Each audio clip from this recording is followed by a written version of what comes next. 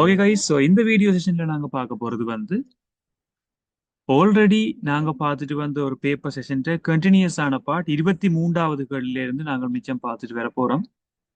Fourth term examination பேப்பரோட model paper ஒன்று தான் பார்த்துட்டு வரோம். ஸோ இந்த எக்ஸாம் பேப்பர் டவுன்லோட் பண்ணுறதுக்கான லிங்க் டிஸ்கிரிப்ஷன் பார்ட்டில் நாங்கள் ஆட் பண்ணியிருக்கோம். ஸோ இந்த எக்ஸாம் பேப்பர் நீங்கள் டவுன்லோட் பண்ணிக்கொள்ளலாம்.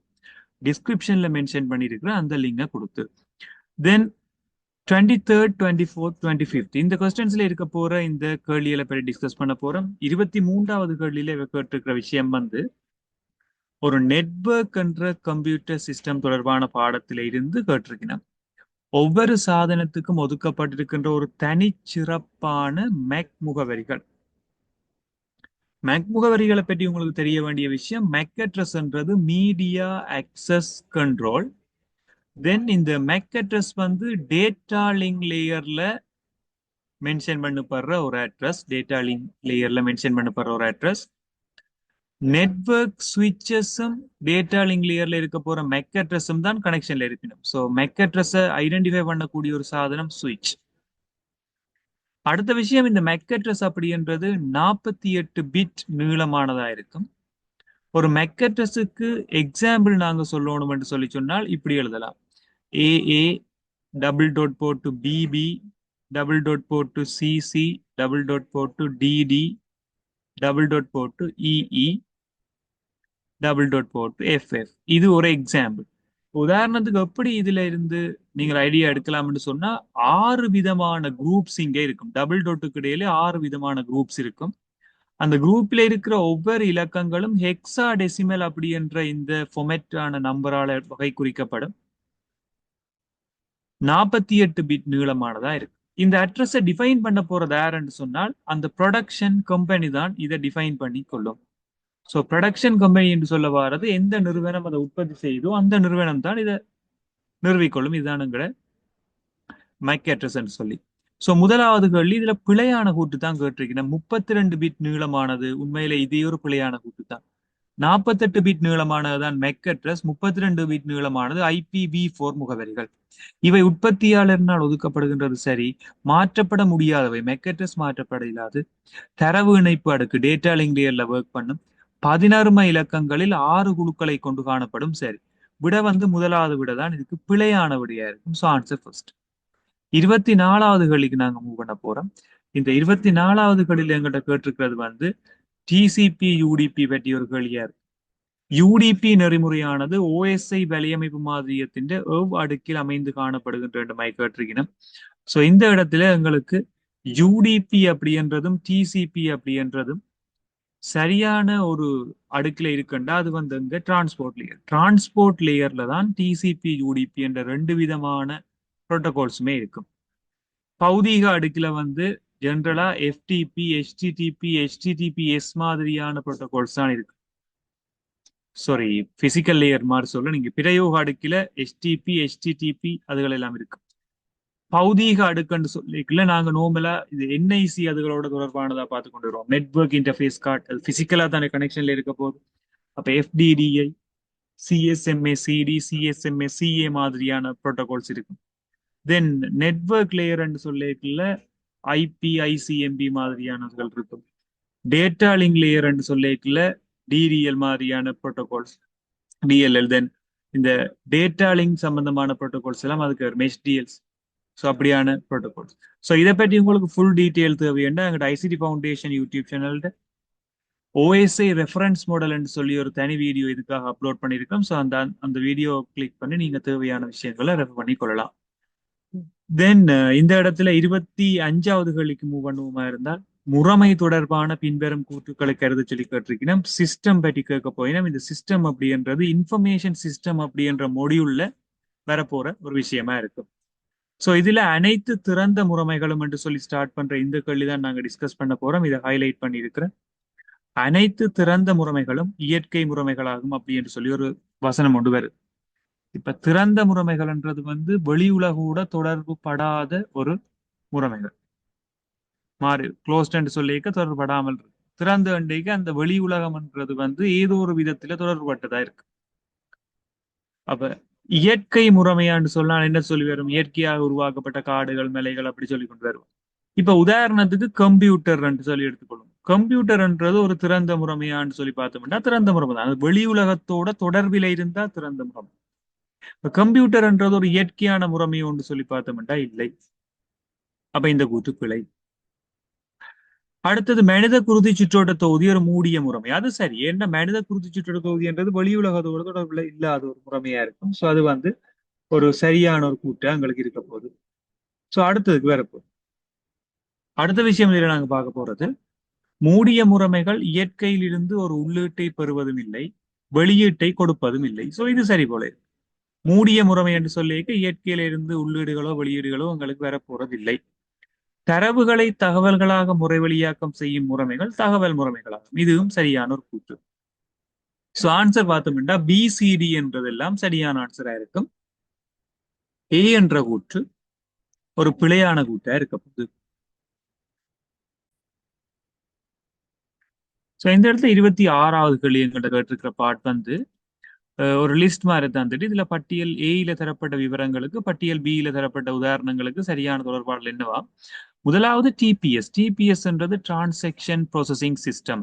இது ஒரு நிறுவனத்தின் நாளாந்த கொடுக்கல் வாங்கல்களை முகாமிக்கிறதுக்காக நாங்க யூஸ் பண்ணி கொள்ற முறை தான் இந்த டிபிஎஸ்.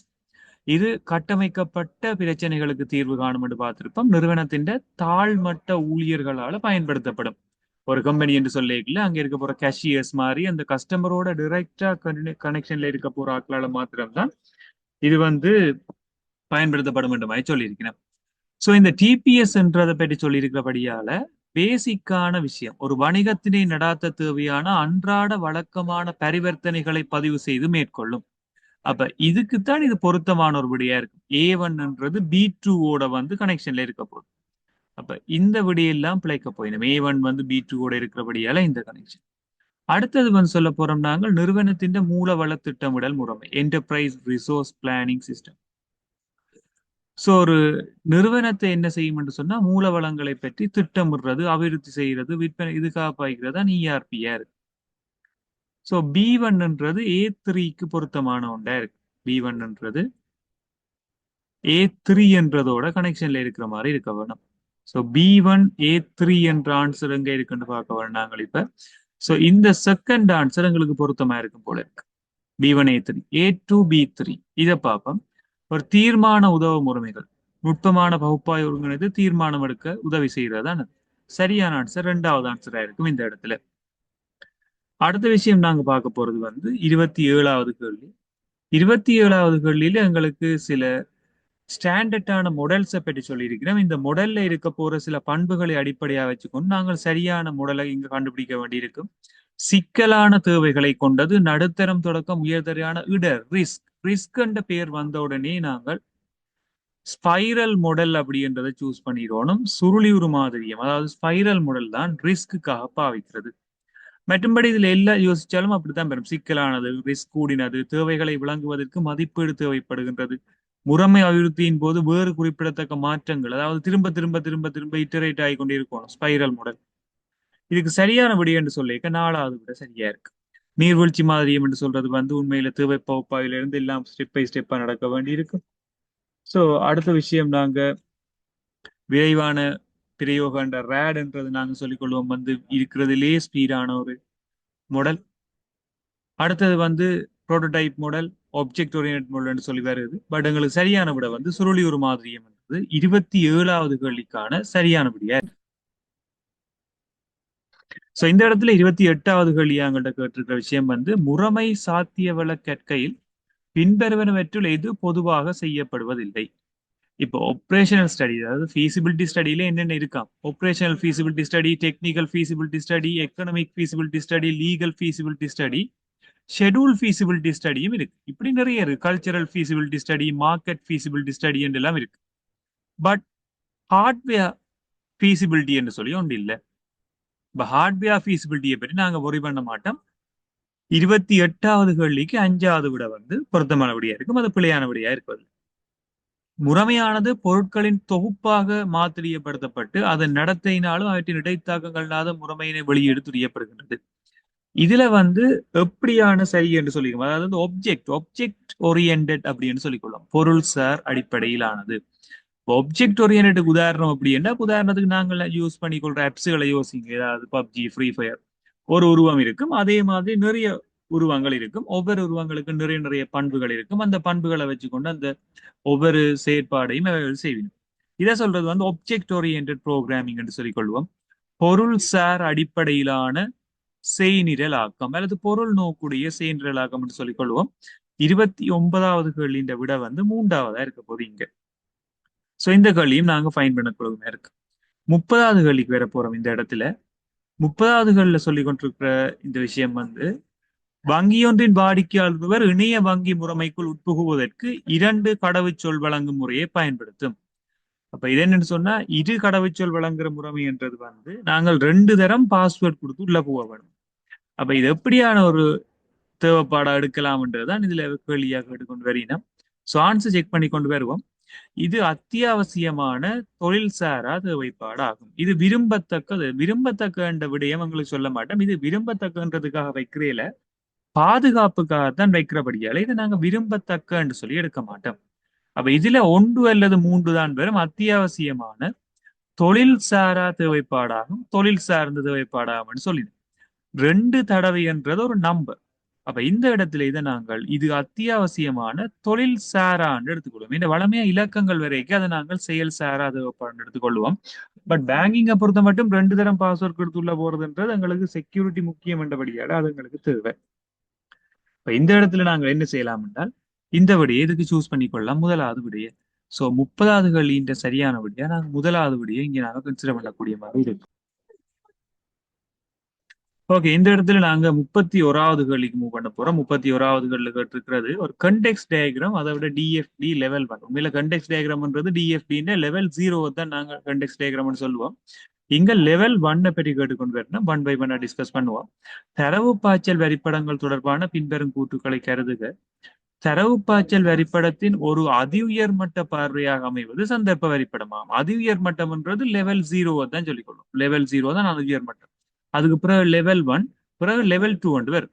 லெவல் 2 எங்கட ஏ லெவல் சிலபஸ்ல இல்லாட்டும் தெரிஞ்சிருக்கணும். லெவல் 2ன்றது ஒரு ப்ரோசஸ் வந்து இன்னும் நிறைய ப்ரோசஸா பெரிய இடையே செய்யப்படும். முறைமையின் வெளியக உள்பொருட்கள் சந்தர்ப்ப வரிப்படத்தில் காட்டப்படுவதுடன் தரவு தேக்கல்கள் காட்டப்பட மாட்டார். தரவு தேக்கங்கள், அதை விட ப்ரோசஸ் செயன்முறைகள், இது ரெண்டுமே வந்து லெவல் 1ல தான் இருக்கு. சந்தர்ப்ப வரிப்படம்ன்றது வந்து கண்டெக்ஸ் டயக்ராம் என்றபடியால அங்க இருக்க போற குறியீடு ஆக ஒரு என்டிட்டி, அதாவது ஒரு ரவுண்டும் அதே நேரங்களில் ஒரு பாக்ஸா மார்க் பண்ணிக்கொள்ளும் சிஸ்டம். இது ரெண்டும் தான் இருக்கு, வேற ஒன்றுமே இருக்காது. ஸோ ஆன்சர் வந்து இங்க இடம்பெறாதுன்ற சரிதானே. ஓகே, தேக்கல்கள் இடம்பெறாது. முறைமைக்குள் அடங்கியுள்ள பிரதான முறைவழிகள் தரவு சமைப்புகள் ஆகியவற்றுக்கு இடையிலான தரவு பாய்ச்சல்கள் என்பன மட்டம் 1 வரிப்படத்தில் விவரமாக காட்டப்படும். பிரதான முறைவழிகள், தரவு சமைப்புகள் என்றளுக்கு இடையிலான தொடர்புகள் எல்லாம் விவரமாக காட்டப்படும் என்றது சரி. அடிப்படை செயன்முறைகள் மேலும் பிரியடைய செய்யப்படும். இவற்றுள் சரியானவை. அடிப்படை செயன்முறைகள் மேலும் பிரியடைய செய்யப்படுமாக இருந்தால் இதை நாங்கள் லெவல் 2 என்று எடுத்துக்கொள்வோம். ஆனால் தரவு பாய்ச்சல் வரிப்படங்கள் தொடர்பான பின்வரும் கூட்டுக்களை கருத சொல்லிதான் கேட்டிருக்கணும். அடிப்படை செயன்முறைகள் மேலும் பிரியடைய செய்யப்படும் என்றது உண்மையில லெவல் 2ல சரியா வரும். கேள்வியில இங்க கேட்டிருக்கிறது தரவு பாய்ச்சல் வரிப்படங்கள். இப்ப தரவு பாய்ச்சல் வரிப்படங்களுக்குள்ளதான் லெவல் 2ம் வருது. அப்ப ஏபிசிடி எல்லாமே நாங்கள் இங்க சரி என்று எடுக்கலாம். இந்த தரவு பாய்ச்சல் வரிப்படத்துல நாங்கள் அது ஓகே இருக்கிறபடியால் அதை நாங்கள் எடுக்கலாம். இப்ப சந்தர்ப்ப வரிப்படம்ன்றது லெவல் 0, அதுல இருந்து கடைசி மட்டும் சொல்லியிருக்கபடியால வருது. உண்மையில இந்த டி ஸ்டேட்மெண்ட் சரியா சொல்லியிருக்கணும் லெவல் 2 என்று சொல்லி. பட் அட்வான்ஸ் லெவல் சிலபஸ்ல இது இல்ல. கொமனா நாங்க பாப்பமா இருந்தா இந்த ஸ்டேட்மெண்ட் சரியான ஒரு ஸ்டேட்மெண்டா இருக்கு. சோ இந்த இடத்துல 32வது கேள்விக்கு நாங்க வர போறோம். 32வது கேள்வியில வந்து பயனர் ஒருவர் நடமாடும் தொலைபேசியின் ஊடாக தொடர்பு பெற பட்டியலிலிருந்து நபர் ஒருவரின் பெயரை கொடுத்து அவரின் தொலைபேசி இலக்கத்தினை பெறும் செயன்முறையினை வகை குறிக்கின்ற ஒரு செயற்பாடு தந்திருக்கிறார். அப்ப பயனர்களால் என்ன செய்வாருன்னா நபர் ஒரு ஆள் என்ற பெயரைத்தான் உள்ளீடா செய்ய போறார். அப்ப இதுக்கு ஆன்சர் வந்து தொலைபேசி இலக்கத்துக்கான பெயர். அதான் ஏ என்றது வந்து இலக்கமாக வரப்போகுது. இப்ப இலக்கமும் பெயரும் என்று வந்தபடியால இந்த ஸ்டேட்மெண்ட் முதல் எழுத்து என்று சொல்லி கொடுத்திருக்கிறேன். உண்மையில தொடர்பு நபர் ஒருவரின் பெயரை கொடுத்து என்று சொன்னபடியால முதல் எழுத்து என்றது நாங்க எடுக்க மாட்டோம், பெயர் தான். இலக்கம் என்று வராது. பட்டியல் என்று சொல்லி கேட்டிருக்கிறோம். சரியான ஆன்சர் வந்து எங்களுக்கு சரியான ஆன்சர் சாரி முதலாவது ஆன்சர் சரியா இருக்கு. பிற தொடர்பு இலக்கத்தை பிறப்பித்தல். தொலைபேசி இலக்கம் வந்து அங்க இருந்து இங்க வரும். பேரை கொடுத்தோடனே இலக்கம் இங்க வரும். சரியான ஆன்சரா நாங்கள் இங்க ஃபர்ஸ்ட் ஆன்சரை இதுக்காக சொல்லிக்கொள்ளலாம். 32வது கேள்விக்காக. சோ இப்ப 33வது கேள்விக்கு நாங்க மூவ் பண்ணிட்டு வர போறோம். ஓகே, இந்த இடத்துல 33வது கேள்வி நாங்க பார்த்துட்டு வர போறோம். இதுல அபிவிருத்தி செய்யப்பட்ட முறைமை சோதித்தல் தொடர்பான பின்வரும் கூற்றுக்கள்ல பிழையானது என்னன்னு கேட்டிருக்கிறோம். சோதனை நுட்பங்கள் அப்படின்றத பொறுத்த மட்டும் நாங்க இந்த இடத்துல 4 விதமான சோதனை நுட்பங்களை பற்றி பார்க்கலாம். டெஸ்டிங் என்று சொல்லி சொல்றது. Unit testing, integration testing, system testing, acceptance testing என்று 4 விதமான டெஸ்டிங்கை கன்சிடர் பண்ணலாம். அதுல யூனிட் டெஸ்டிங்ன்றது அலகு சோதனை என்று சொல்லிக் கொள்வோம். நாங்கள் தனித்தனி கூறுகளாக சோதனைக்கு உட்படுத்துறது தான் இந்த அலகு சோதனை என்று சொல்றது. இன்டகிரேஷன் டெஸ்டிங் அப்படி என்று சொல்ல வர்றது தனித்தனி கூறுகளாக செய்யப்பட்ட சோதனையை நாங்கள் குழுக்களாக உருவாக்கி போட்டு அதை நாங்கள் செய்து கொண்டு வருவோம். அதே நேரம் முறைமை சோதனை என்றது அந்த முறைமையை முற்றுமுழுதான ஒரு முறைமையாக உருவாக்கின பிறகு நாங்க செய்யறது தான் முறைமை சோதனை. ஏற்புடைமை சோதனை என்றது ஒரு பயனர் அந்த குறிப்பிட்ட முறைமையை ஏற்கிறாரா இல்லையான்றதுக்காக இறுதி பயனரால மேற்கொள்ளப்படுறதுதான் ஏற்புடைமை சோதனை, அக்செப்டன்ஸ் டெஸ்டிங். இத மாதிரி ஒயிட் பாக்ஸ், பிளாக் பாக்ஸ் என்று ரெண்டு இருக்கு. ஒயிட் பாக்ஸ் அப்படின்றது குறிப்பிட்ட முறைமையை கோடிங் நுழைஜோட செஞ்சீங்களா அது ஒயிட் பாக்ஸ். அதாவது குறிப்பிட்ட அறிவோட அந்த கோடிங் அறிவோட செய்வோம்.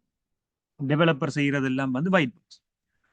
கோடிங் தொடர்பான அறிவு இன்றி நீங்க செஞ்சீங்களா அதை பிளாக் பாக்ஸ் என்று சொல்லுவோம். அது கோடிங் நாலேஜ் இல்லாமல் இப்ப அக்செப்டன்ஸ் டெஸ்ட் மாதிரி ஒரு பயனரால செய்யப்படுறதுதான் அது. அபிவிருத்தி செய்யப்பட்ட முறைமையை சோதித்தல் தொடர்பான கூற்றுக்கள்ல முதலாவதாக கேட்டுக்கிற கேள்வியை பற்றி பார்த்து கொண்டு வரும் ஸ்டேட்மெண்ட், முறைமையினுடைய ஒவ்வொரு கூறும் வழுக்கள் என்று சரியாக இயங்குகிறதா என சரிபார்க்க அலகு சோதனை செய்யப்படும். இது சரி. வெண்பட்டி சோதிப்பானது குறிமுறையில் உள்ள ஒவ்வொரு வரியையும் விவரமாக செவை பார்க்கும். வெண்பட்டியில அது தனித்தனியே பார்ப்பீங்க. கோடிங் நாலேஜ் எங்களுக்கு தேவை. அடுத்தது, தனது தேவைகள் நிறைவேற்றப்பட்டுள்ளதா என பயனர்னாலேயே செய்யப்படும் சோதனை பயனர் ஏற்பு சோதனை ஆகும். அதுவும் சரி. முறைமை சோதிப்பானது அலகு சோதிப்பு முன்பாக மேற்கொள்ளப்படும். அலகு சோதனை முடிஞ்ச பிறகுதான் நீங்க முறைமை சோதனைக்கு வரலாம். சோ அலகு, ஒருங்கிணைப்பு, முறைமை சோதனை, ஏற்புடைமை சோதனை 4 ஓர்டர்ல இருக்கும். Unit testing, integration testing, system testing, acceptance testing. So இந்த விட ஒரு ரோங்கான ஆன்சர் இருக்க போது எங்களுக்கு. அடுத்த வர போதும், கரும்பட்டி சோதனையின் போது கொடுக்கப்படும் உள்ளீடுகள் பெரும்பாலும் எழுந்த மாணவனாக காணப்படலாம். ஏண்டா பிளாக் பாக்ஸ்ல நீங்கள் கொடுக்குற எல்லா சோதனைகளுமே கிட்டத்தட்ட எப்படி இருக்கும் என்று சொன்னால் ரெண்டமா கொடுக்கறதா தான் இருக்கு. நீங்க பிளான் பண்ணி கொடுக்கறதா இருக்கு. இந்த மாணவன் சொன்னா ரெண்டமா, அப்ப இது சரி. காணப்படலாம்னு தான் சொல்லி, காணப்பட முடியாதுன்னு சொல்லல. இதுவும் சரியான ஆன்சரா இருக்கும். பிளாக் பாக்ஸ்ல நீங்க ரேண்டமா கொடுப்பீங்க. உதாரணத்துக்கு ஏடிஎம் மிஷின் போனீங்கன்னா ஏடிஎம் மிஷின் பார்த்துட்டு அது வேலை செய்தான்றதுக்காக எங்கட பாட்டுக்கு இன்புட்டை கொடுத்து கொண்டே இருப்போம், சரியா வேலை செய்தா இல்லையான்னு பாக்குறதுக்காக. சோ இது ஒரு சரியான கூட்டா இருக்கு. ஆன்சர் இதுல பிழையானதுன்றது 4வது விடை. சோ இந்த இடத்துல நாங்க இந்த 34வது கேள்வி பாக்கிக்கல இம்ப்ளிமெண்டேஷனை பற்றி கேட்டுக்கொண்டு வரீங்கன்னா, இந்த இம்ப்ளிமெண்டேஷன் அப்படின்றது 4 விதமான இம்ப்ளிமெண்டேஷனா இருக்கலாம். ஒன்று சொல்றது டிரெக்ட் இம்ப்ளிமெண்டேஷன், நேரடி அமலாக்கம். அப்ப ஒரு முறைமை முடிஞ்சு அடுத்த முறைமைக்கு போறதுதான் நேரடி அமலாக்கம். இந்த இடத்துல தந்திருக்கிறது சமாந்தர அமலாக்கம். குறிப்பிட்ட காலத்துக்கு பழைய புதிய முறைமைகள் நடைமுறையில இருக்கும்.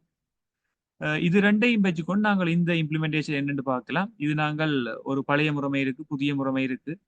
இந்த இடத்துல 2 விதமாகவும் எடுக்கலாம். ஒரு குறிப்பிட்ட பகுதியை நாங்கள் நடைமுறைப்படுத்துறேன்னு சொன்னா கட்டங்கட்டங்களாக, அல்லது பிரதேசத்தை நீங்கள் எடுப்பீங்களா இருந்தா இதை நீங்கள் பைலட் எடுக்கலாம். பட் ஷூரா எங்களுக்கு தெரிஞ்சது AC.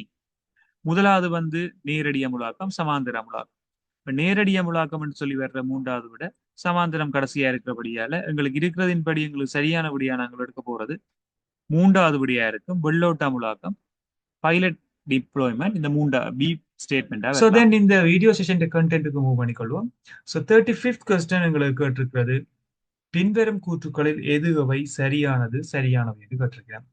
சோ இந்த கூற்றுக்கள் தொடர்பா பார்க்கல ஏபிசி என்று 3 ஸ்டேட்மெண்ட் எங்களுக்கு இதுல கேட்டிருக்கிறோம். இதுல நாங்கள் ஏபிசி என்று பார்க்கல ஒரு வர்த்தக பெரு தயார் நிலை மென்பொருள் சிஓடிஎஸ். சிஓடிஎஸ் என்று சொல்ல வர்றது commercial off the shelf software என்று சொல்லிக் கொள்வோம். So commercial off the shelf software அப்படின்றது மார்க்கெட்ல இருக்கிற predefined softwares. For example Microsoft வேர்டா இருக்கலாம், மைக்ரோசாஃப்ட் எக்ஸலா இருக்கலாம், ஜூமா இருக்கலாம், தென் மைக்ரோசாஃப்ட் டீம்ஸா இருக்கலாம், வாட் எவர் நாங்கள் விளையாடுற கேம்ஸா இருக்கலாம், mobile games, what ever. So எல்லாமே சிஓடிஎஸ். இந்த மென்பொருள் அப்படின்றது தனிநபரினால் உருவாக்கப்படும் மென்பொருளை காட்டிலும் இப்ப தனிநபரான மென்பொருளை நாங்க சொல்லிக் கொள்றது அப்படின்னு சொன்னா டெய்லமேட். டெய்லமேட் அப்படின்றது எங்களுக்கு தேவையான சாஃப்ட்வேரை நாங்களே கோடிங்க டைப் பண்ணி எடுக்கிறது. ஸோ உண்மையில சிஓடிஎஸ்க்கும் டெய்லமேடுக்குமான சாஃப்ட்வேர்ஸ்க்கு ரெண்டு டிஃப்ரெண்ட் இருக்கு, நிறைய டிஃப்ரென்ஸ் இருக்கு. ஸோ சிஓடிஎஸ் காஸ்ட் வந்து குறைவா இருக்கும், டெய்லமேடுக்கான காஸ்ட் வந்து உயர்வா இருக்கும். சிஓடிஎஸ் வந்து நிறைய யூசர்ஸ் யூஸ் பண்ணிக்கொள்வோம், டெய்லமேடுன்றத லிமிடெட் யூசர்ஸ் தான் யூஸ் பண்ணிக்கொள்வோம். சிஓடிஎஸ் அப்படின்றது நிறைய விஷயம் நாங்க யூஸ் பண்ணாமல் ஃபீச்சர்ஸ்ல மெயின்டைன் பண்ணிக்கொள்வோம். ஆஸ் வெல் அஸ் டெய்லமேட்ல எல்லா ஃபீச்சரையுமே யூஸ் பண்ணிக்கொள்வோம். இப்படி நிறைய டிஃபரன்ஸ் இருந்தாலுமே நேரம் அடுத்தது செலவு இதை பற்றி சொல்லிக் கொண்டு வருகிறேன். ஸோ சிஓடிஎஸ் மென்பொருள் முறைமையானது தனிநபரினால் உருவாக்கப்படும் மென்பொருட்களை காட்டிலும் குறைந்த செலவிலும் குறைந்த நேரத்திலும் அபிவிருத்தி செய்யப்படலாம். இப்ப இதுல சிஓடிஎஸ் என்றது டெய்லமேடை விட குறைந்த செலவிலையும் குறைந்த நேரத்திலும் அபிவிருத்தி செய்யப்படலாம். சரியான ஸ்டேட்மெண்ட். பிகாஸ் செலவை பார்த்தோம்னா சிஓடிஎஸ் வாங்குறதுக்கு ஒரு 2000-3000 இருந்தா காணும். இப்ப டெய்லமேட்னு சொல்லிக்க 2 லட்சம் 3 லட்சம் வேணும். இப்போ எக்கனாமிக் லெவலா நாங்க கம்பேர் பண்ணிக்கல சிஓடிஎஸ் விட டெய்லமேட் விலை கூடவா இருக்கும். சிஓடிஎஸ் மென்பொருள் முறைமைகள் மிகவும் விரிந்த தேவைகளுக்காகவும் ஒருபோதும் பயன்படுத்தாத பல விடயங்களை உள்ளடக்கியும் இருக்கு. இதுவும் சரி. இப்ப நாங்க வாட்ஸ்அப் யூஸ் பண்றோம், எல்லாருக்குமே தெரியும் வாட்ஸ்அப் அப்படின்ற ஒரு சாஃப்ட்வேர் யூஸ் பண்றோம். பட் வாட்ஸ்அப்ல எல்லாருமே எல்லா ஃபீச்சரும் யூஸ் பண்றவாண்டா இல்லை. ஜஸ்ட் ஸ்டேட்டஸ் போடுறது, செக் பண்றது, அவ்வளவு. Just video call, audio call, அவ்வளவு. இதை விட வாட்ஸ்அப்ல எவ்வளோ ஃபீச்சர்ஸ் இருக்கு. பிசினஸ் வாட்ஸ்அப் இருக்கு. நாங்க நார்மலா ப்ராட்காஸ்ட்ன்ற ஆப்ஷன் யூஸ் பண்ணிக்கொள்ளலாம், கம்யூனிட்டி கிரியேட் பண்ணிக்கொள்ளலாம், வாட்ஸ்அப் சேனல் யூஸ் பண்ணலாம், உதவி யூஸ் பண்றது. அப்ப சிஓடிஎஸ் மென்பொருள்ல நிறைய விடயங்கள் நாங்க பயன்படுத்தாமலே இருக்கும். அப்ப இதுல சொல்லி இருக்கிற ஸ்டேட்மெண்ட் சரி.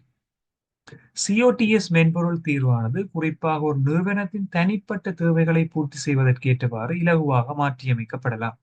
இப்ப சிஓடிஎஸ் மென்பொருள் தீர்வானது குறிப்பாக ஒரு நிறுவனத்தின் தனிப்பட்ட தேவைகளை பூர்த்தி செய்வதற்கேற்றவாறு இலகுவாக மாற்றியமைக்கப்படலாம். இப்ப இந்த ஸ்டேட்மெண்ட் வந்து பிள்ளை. இப்ப மைக்ரோசாஃப்ட் வேர்டை நான் வாங்கிட்டு எந்த கம்பெனிக்கு ஏற்ற மாதிரி அதை நான் மோடிஃபை பண்ணிடலாம். அந்த வேர்டில் என்னென்ன இருக்கோ அவ்வளவு இருக்கத்தான் போகுது. எனக்கு தேவையானதை நான் யூஸ் பண்ணலாமே தவிர அதை நான் ஒரு நாளுமே எடிட் பண்ணி மாத்திடலாது. ஃபீச்சர்ஸ் ஆல்ரெடி இருக்கிறது தான், நாங்க அதை யூஸ் பண்ணலாமே தவிர மாடிஃபை பண்ண முடியாது. ஸோ ஏ அண்ட் பி இந்த ஆன்சர்ஸ் வந்து கரெக்டான ஆன்சரா இருக்கும். 35th. ஸோ நாங்க 36வது இஆர் டயக்ரத்துக்கு வருவோமா இருந்தா, ஒரு டேட்டா பேஸை டிசைன் பண்றதுக்காக இஆர் டயக்ராம் அப்படின்ற கன்செப்ட் வந்து நாங்க பாவிச்சு கொண்டு வரோம். இந்த இஆர் டயக்ரத்துல இருக்க போற கன்செப்ட் உங்களுக்கு தேவைன்னு சொல்லி சொன்னா இதுல இருக்க இந்த இஆர் டயக்ரத்தை கன்சிடர் பண்ணி கொண்டு வந்தீங்களா, டிஐடி அப்படின்றது டீச்சர் என்ஐசி அப்படின்னு சொல்லியிருக்கு, நேஷனல் ஐடென்டி கார்டு. சப்ஜெக்ட் ஐடின்றது சப்ஜெக்ட் ஐடி என்று சொல்லி அதன் விரிவாகங்கள் தந்துறீங்க.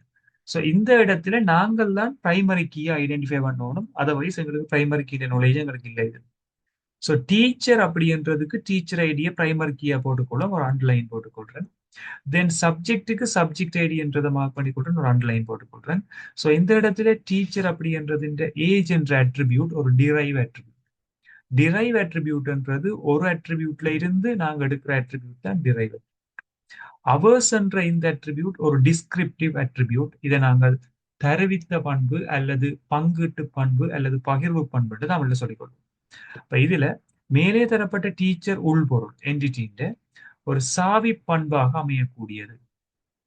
டீச்சர் அப்படி என்ற ஒரு என்டிட்டி, அந்த என்டிட்டின்ற கீயா இருக்கக்கூடியது என்னன்னு எடுத்துக்கொண்டு வரீங்க. அப்ப இதுல டிஐடி என்ஐசி, என்ஐசி நம்பர்ன்றதும் டிஐடி என்றதையும் சேர்த்து எழுதலாமா?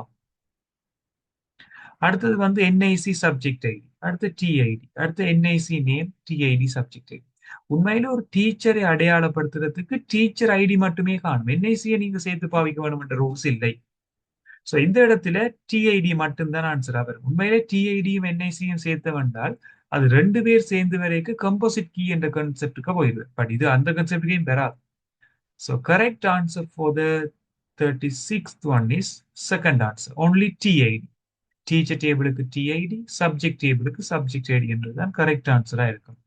ஸோ இப்போ நாங்க 37வது கேள்விக்கு மூவ் பண்ண போறோம். இந்த டேட்டா பேஸ் தொடர். Okay right. தென் நாங்க இந்த 37வது கேள்வி பார்ப்போமா இருந்தால், இந்த 37வது கேள்வியில வந்து சேம் இஆர் டயக்ரத்தை பற்றி தான் அந்த கேள்வி வந்து ஸ்டார்ட் ஆகும்.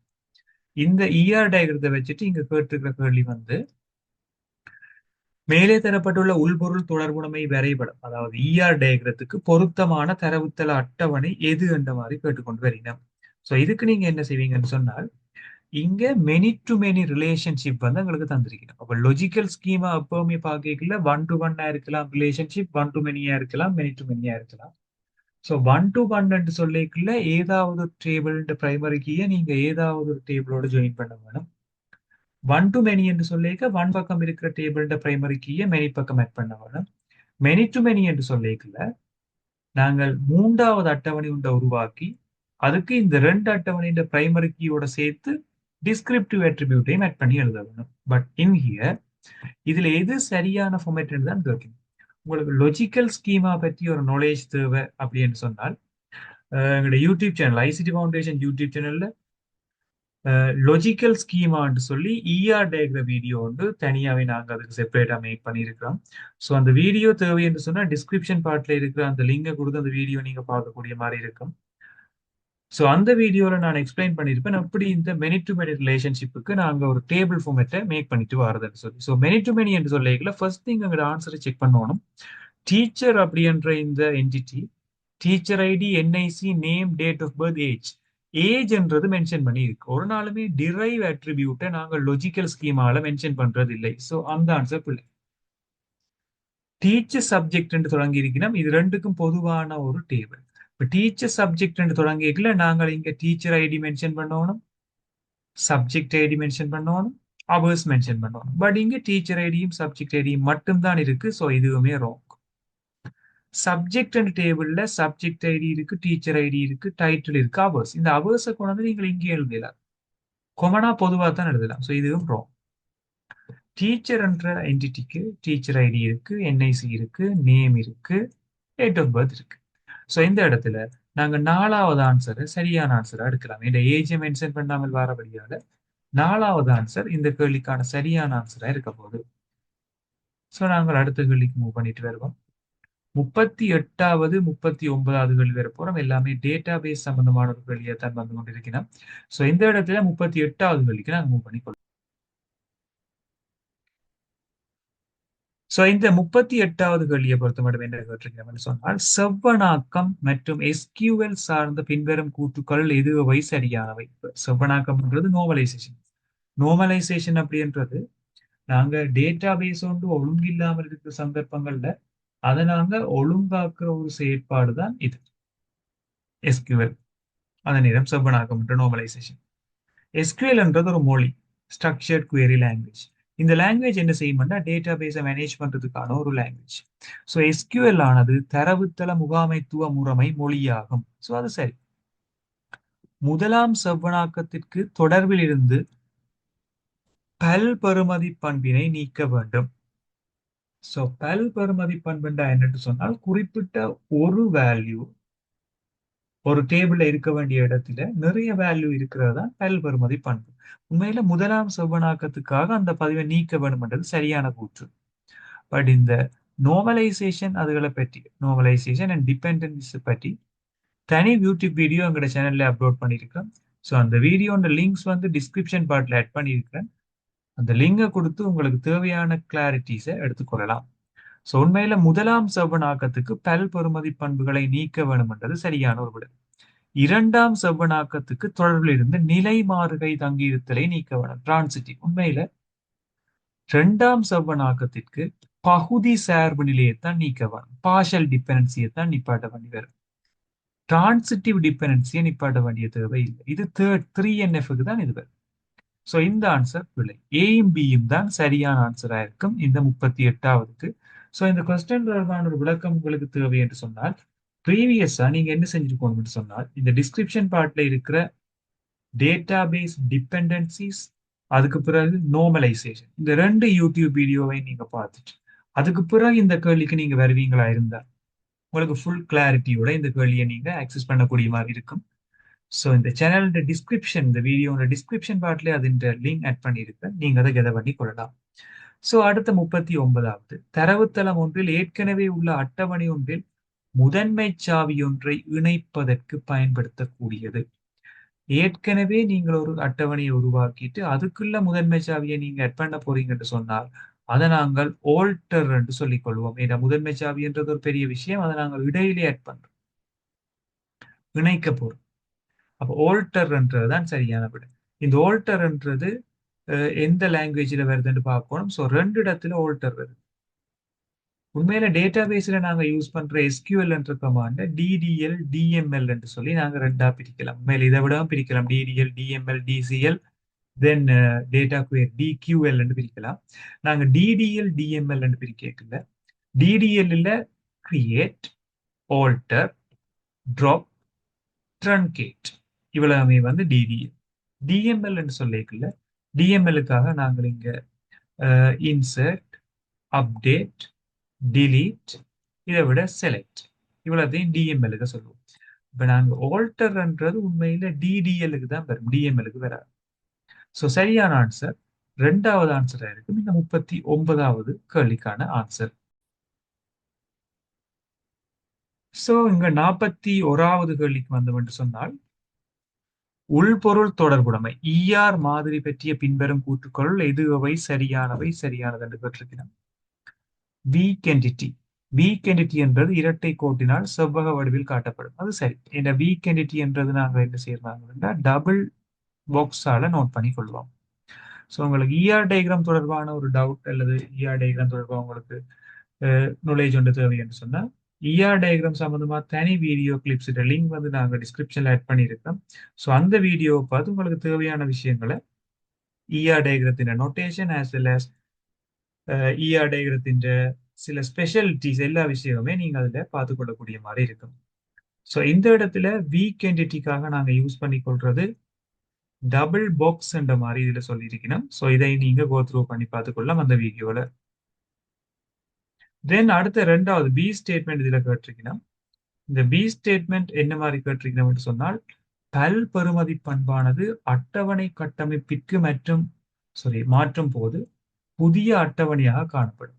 பல் பெறுமதி பண்புகளை நாங்க ஒரு டேபிள் ஃபார்மேட்டுக்கு மாத்திரம் என்று சொன்னா கட்டாயம் வந்து நாங்கள் ஒரு தனி அட்டவணையா மாற்ற வேண்டி இருக்கும். ஸோ இதை பற்றி உங்களுக்கு நாலேஜ் தேவைன்னா லாஜிக்கல் ஸ்கீமா அப்படி என்று தனி வீடியோ வந்து இருக்கும். அந்த வீடியோவை பொறுத்து உங்களுக்கு தேவையான நாலேஜ் எடுத்துக்கொள்ளலாம். லாஜிக்கல் ஸ்கீமாக்கு நாங்க சேஞ்ச் பண்ணிக்கலாம். அதாவது ஒரு மல்டி வேல்யூட் அட்ரிபியூட்ல இருக்க போற பண்புகளை நாங்க ஒரு அட்டவணை ஃபார்மேட்டுக்கு சேஞ்ச் பண்றோம் அப்படின்னு சொன்னா, டேபிள் ஃபார்மேட்டுக்கு சேஞ்ச் பண்றோம்னு சொன்னா, அந்த மல்டி வேல்யூட் அட்ரிபியூட்டை நாங்க புதிய அட்டவணையாக மாத்துறது வந்து கட்டாயமான ஒரு விஷயமா இருக்கும். ஸோ பி ஸ்டேட்மெண்ட் எங்களுக்கு சரி என்று மாதிரி வந்துருக்கு. அடுத்த சி ஸ்டேட்மெண்ட்டுக்கு மாறப்போதும். சி ஸ்டேட்மெண்ட் சொல்லியிருக்கிற விஷயம், ஒரு குறித்த நேரத்தில் ஒரு உள்பொருளானது பல் பெறுமதி பண்பையும் இணைந்த பண்பையும் கொண்டிருக்கலாம். இப்ப ஒரு உள்பொருளுக்கு ஒரு குறிப்பிட்ட நேரத்துல பல் பெறுமதி பண்பும் அதே நேரத்துல இணைந்த பண்பு, அதாவது வந்து ரெண்டா பிரிஞ்சு இப்படி இதையும் கொண்டிருக்கலாம். இது ஒரு சரியான விடை. ஒரு நேரத்துல அப்படி இருக்கக்கூடாதுன்ற எந்த ஒரு ரூல்ஸும் இல்லை, இருக்கலாம். ஆன்சர் ஏபிசி எல்லாமே சரி என்று வரும் இந்த இடத்துல. அடுத்த விஷயம், நாங்க டபிள்யூஆர் டயக்ரத்தை பற்றி இந்த இடத்துல கேட்டுக்கொண்டு வருகிறோம். டபிள்யூஆர் டயக்ராம் தொடர்பான முழு விஷயமே video, YouTube channel video description பார்ட்ல ஆட் பண்ணியிருக்கிறேன். அதை கொடுத்து நீங்க அந்த வீடியோ பார்க்கலாம். அந்த வீடியோ பார்த்த பிறகு இந்த கேள்விக்கு வருவீங்களா இருந்தா உங்களுக்கு ஃபுல் ஐடியா வந்து வந்திருக்கும். அப்படி இந்த கேள்வியை நாங்க ஆக்சஸ் பண்ணக்கூடிய மாதிரி இருக்கும், நீங்க பார்க்கக்கூடிய மாதிரி இருக்கும். ஸோ 42வது இந்த கேள்வி நான் இதில் ஹைலைட் பண்றேன், நீங்க பார்க்கக்கூடிய மாதிரி இருக்கும். டபிள்யூஆர் தொடர்பான பின்வரும் கூற்றுக்களை கருதுக. டபிள்யூஆர் மாதிரியானது இஆர் மாதிரி எண்ணக்கருவினை அடிப்படையை கொண்டது. இஆர் டயக்ரத்தின் என்ஹான்ஸ் வெர்ஷன் தான் WR, enhanced entity relational diagram. So இது ஒரு என்ஹான்ஸ் பண்ணப்பட்டது உண்டு, அதாவது இஆர் டயக்ராம் மாதிரியே இருக்கிறபடியால இது சரி. டபிள்யூஆர் மாதிரியானது மேலதிகமாக போகுது, ஜெனரலைசேஷன், ஸ்பெஷலைசேஷன் என்ற ரெண்டு பண்புகளை கொண்டிருக்கின்றதும் சரி. ஸோ இந்த கேள்வியை பார்க்கறதுக்கு முதல் டிஸ்கிரிப்ஷன்ல இருக்கிற டபிள்யூஆர் என்ற கேள்வியை பார்த்துட்டு இந்த கேள்வியை பார்ப்பீங்களா இருந்தால் உங்களுக்கு ஃபுல் ஐடியா இருக்கக்கூடிய மாதிரி இருக்கும். டபிள்யூஆர் மாதிரியானது புதிய எண்ணக்கருவான நலிவான உள்பொருள் எண்ணக்கருவினை கொண்டுள்ளது. இப்ப டபிள்யூஆர்ல போயிட்டு தான் இந்த வீக் என்டிட்டியை நீங்க மார்க் பண்ண வேணுமென்று இல்லை. இஆர் டயக்ரத்திலேயே வீக் என்டிட்டியை நீங்க மார்க் பண்ணக்கூடிய மாதிரி இருக்கும். ஸோ உங்களுக்கு பாத்தீங்கன்னு சொன்னா இந்த வீக் என்டிட்டின்றத டபிள்யூஆர்ல தான் இருக்கணும் இல்ல, இஆர்லயே இருக்கு இந்த ஸ்டேட்மெண்ட். ஸோ ஏயும் பியும் சரி என்ற ஸ்டேட்மெண்ட் எங்களுக்கு இந்த 42வது கேள்விக்கு சரி. ஸோ 42வது கேள்விக்கு 4வது ஆன்சர் இல்லாம சொல்லிக்கொள்ளலாம். ஸோ இந்த வீடியோ செஷன்ல நாங்க பார்த்திருந்தோம் 42வது கேள்வி மட்டுமான எம்சிக்யூ பார்ட் 4வது தவணையில இருக்க போற இந்த எக்ஸாம் பேப்பர்ல பார்த்திருந்தோம். ஸோ அடுத்த வீடியோ செஷன்ல நாங்க 43வது கேள்வியில இருந்து பார்த்துட்டு வருவோம். தேங்க்யூ.